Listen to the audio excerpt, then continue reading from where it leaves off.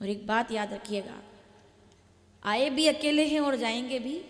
मणिकर्णिका घाट पर बैठ जाओ, आपको चेतना मिल जाएगी। जिनको शरीर से प्रेम है वो तो डर कर भागेंगे, लेकिन जो आत्मा का सत्य जानते हैं वो मणिकर्णिका घाट पर बैठ करके परम वैरागी हो सकते हैं कि जीवन का अंतिम सत्य यही है।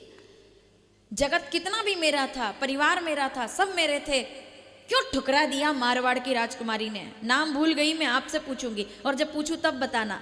जितने लोग सामने बैठे हैं, मारवाड़ की राजकुमारी सोने के कंगन त्याग देती है और बैठ जाती है बाबा जी मंदिर में जाकर के, महलों में पली। नाम याद करना, मैं याददाश्त मेरी कम हो जाती है 12 बजे के बाद।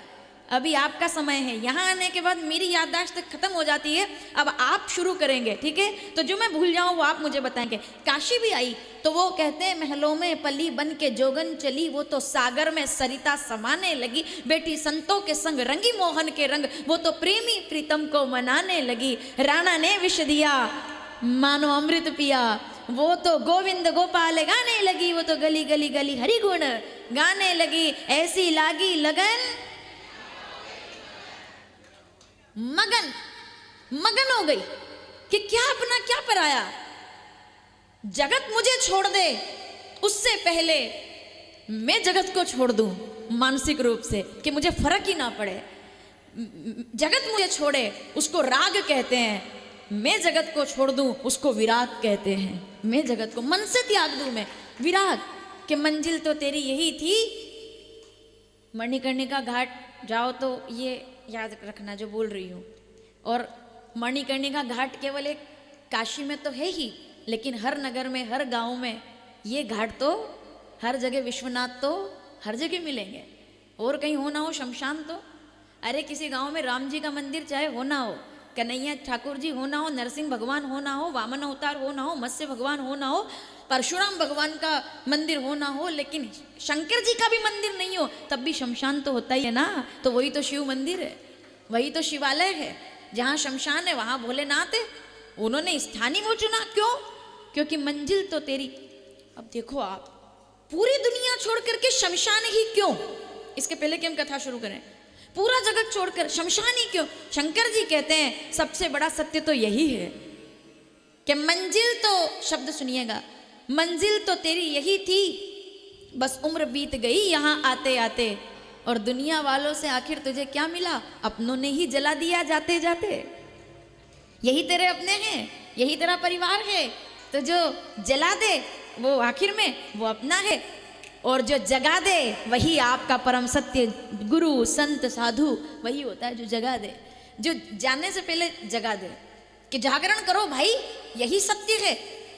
आप आंख खोल कर देखेंगे तो आपको सब कुछ अच्छा दिखेगा, आंख बंद करके देखेंगे तो सब झूठ हो जाएगा, सब क्या कुछ नहीं है, कुछ भी नहीं है, सारहीन है सब। इसीलिए भोलेनाथ ने शमशान को चुना, इसीलिए भोलेनाथ ने कैलाश को चुना, क्योंकि वो, और इसीलिए हमने भी कैलाश को चुना, क्योंकि हम भी कैलाश मठ में बैठे हुए हैं। कैलाश में शिव पुराण, आप ये कोई सामान्य योग मत समझना इसको, शिव पुराण होनी थी। अब आपको बताती हूँ मैं कि मुझे यहाँ तक याद आता है, एक बार हमारा संस्था के लोग चक्कर लगाकर जा चुके हैं इधर, 8-10 साल पहले काशी में कथा करने के लिए आए थे कि काशी में कथा करेंगे। कब की बात है ये? अब मैं इसको स्पष्ट रूप से क्या कहूँ, एक तो समय भी अभी वही चल रहा है, सभी लोग लगभग शाही लगा करके बैठे हुए हैं और यहाँ भी तैयारी है। लेकिन हम काशी में उस समय कथा करने आए थे तब जब भारत राष्ट्र में तीर्थों की स्थिति उतनी अच्छी नहीं थी जितनी अच्छी अभी है। इस बात को खुलकर बोलने में कोई संकोच नहीं होना चाहिए कि आप 10 साल पहले जब तीर्थों को देखते थे तो बड़ा दुख होता था, अव्यवस्थाएं होती थी, कॉरिडोर नहीं थे, और सबसे बड़ी बात अयोध्या के अंदर रामलला नहीं थे। काशी हम जब पहले आए थे कई बार कुंज गलियों से निकले थे। आज हम देखते हैं इस बात को किसी पार्टी का विरोध नहीं, कोई समर्थन नहीं, लेकिन एक बात तो है, जो धर्म का साथ देगा जगत उसका साथ देगा, जो राम के लिए है, जो राष्ट्र के लिए है, जो धर्म के लिए। तो तब काशी कथा होने वाली थी, आज से लगभग 10-11 साल हो गए होंगे, ज़्यादा समय हो गया हो। द्वारिका के बाद 2014 में द्वारिका हुई थी, उसके पहले हम लोग जब कोशिश कर रहे थे कि कैसे हमको, नैमिषारण्य के बाद हम यहाँ कथा करना चाहते थे, यानी कि 2011 में शुक्ताल हुआ था और उसके बाद हम चाहते थे काशी में कथा करें। तो जब आए तो उतना सब व्यवस्था नहीं बन पाई थी। कैसे बन पाती व्यवस्था? हमें तो 2024 में कैलाश आश्रम में आना था। ये संयोग है, देखिए